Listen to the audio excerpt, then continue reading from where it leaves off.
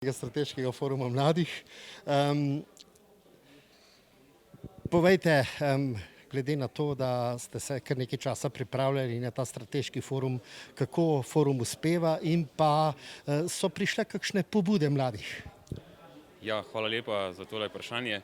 Zdaj, mogoče že za začetka povem malo, kako je prišlo do te ideje, da smo danes se tukaj zbrali in organizirali ta dogodek. V SDM smo razmišljali o tem, na kakšen način bi se s svojimi idejami prišli do mladih in obenem tudi spodbujali razmišljanje mladih, se soočili različna stališča, mnenja in tako smo prišli na idejo, da bi lahko organizirali Youth Strategic Forum, mladinski strateški forum.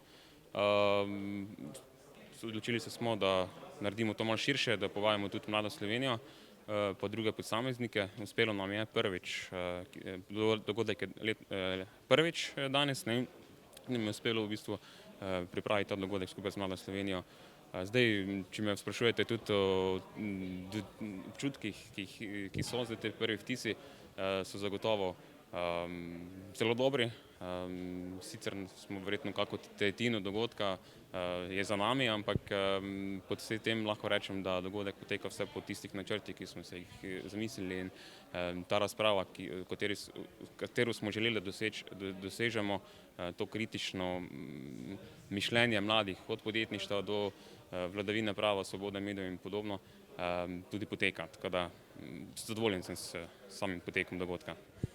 Verjetno je danes prišlo na plano veliko idej, ki jih imajo mladi. Kako boste to prenesli naprej, kako boste to prenesli naprej v parlament, da bodo to pobudo oziroma te pobude slišali tudi tisti, ki jih morajo slišati? Mi smo na začetku tega mandata, mojega mandata, si zadali, da bomo se predvsem ukvarjali vsebino s tistimi temami, ki se nas tičejo.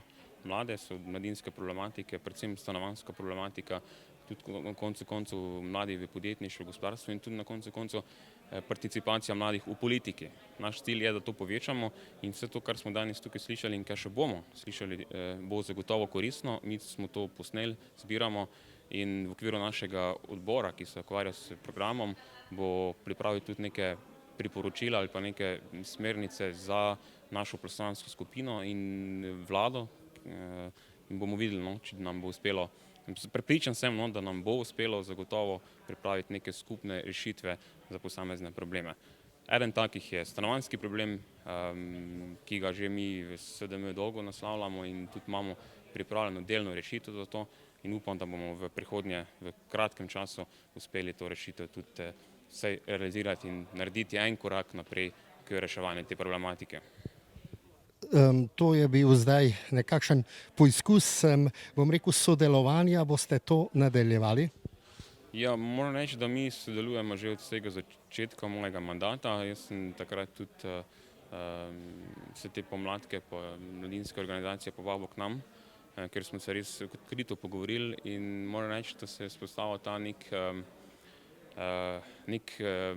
neka povezava, ki jo negujemo, in rezultat tega je tudi današnji dogodek. Hvala lepa. Hvala vam.